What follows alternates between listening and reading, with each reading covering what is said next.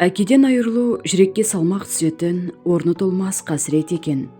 Кеше ғана жанымызда жүрген, ақылын тыңдап, қажет кезде сүйеніш болған, жақын адамыңның енді арамызда жоқтығына сену қиын. Уақыт өткен сайын сағыныштың салмағы арта түсетіндей. Біз үшін Борашық Бақытжан Есенұлы отбасының берекесі мен бірлігін ойлаған, қара шаңырақтың отын өшірмей, ұрпағына жол көрсеткен аяулы жан. 1958 жылдың 16 шілдесінде Атырау қаласында дүниеге келген әкеміз әулеттің кенжесі болды. Атадан қалған қара шаңырақты қасиет тұтып, туған туыс арасындағы сыйластық пен татулықты жоғары қойды. Үлкенге құрметпен қарап, кішіге қамқор болуды өзінің азаматтық міндеті санады.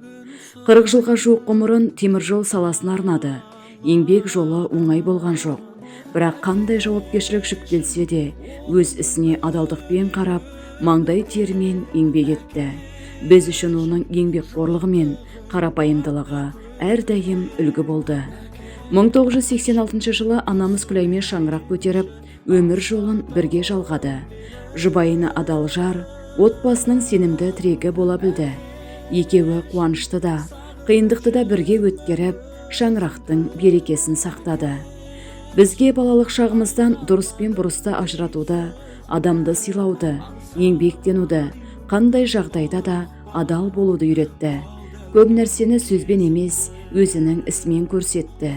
Қуанышымызды бірге бөлісіп, қиындықта қолдау білдіретін, біз үшін оның бір ауыз сөзі мен ақылының өзі үлкен демеу еді. Ал 4 немересі үшін ол ерекше мейірімді, жүрегі жұмсақ ата болды. Немерелерінің әрбір қуанышына баладай қуанып, олардың еркелігін көтеріп, ақылын айтып отыратын. Немерелерінің күлкісі мен жетістігі оның көңілін ерекше көтеретін. Бүгінде сол мейірімді жүзді, жылы сөзді, сабырлы қалпын сағынамыз. Кейде бір нәрсені ақылдасқымыз келіп, хабарласқымыз келеді. Сондай сәттерде арамызда жоқтығы қатты сезіледі. 2025 жылдың 26 тамызында Бақытжан Есенұлы өмірден озды.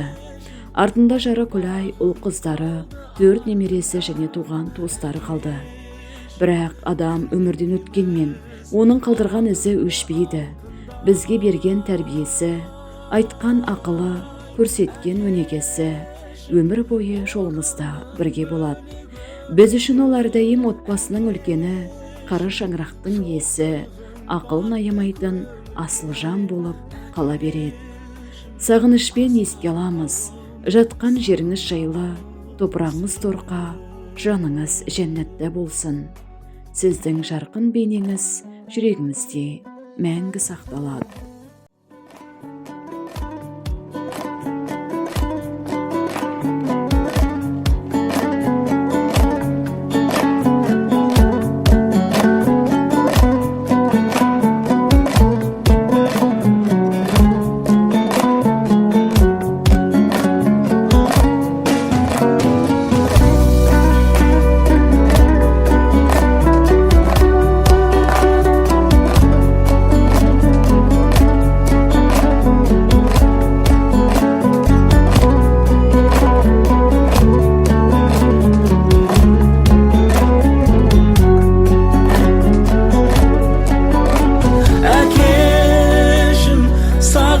Жүрмін өзіңді, әкешім, айта алмадым кей сөзімді.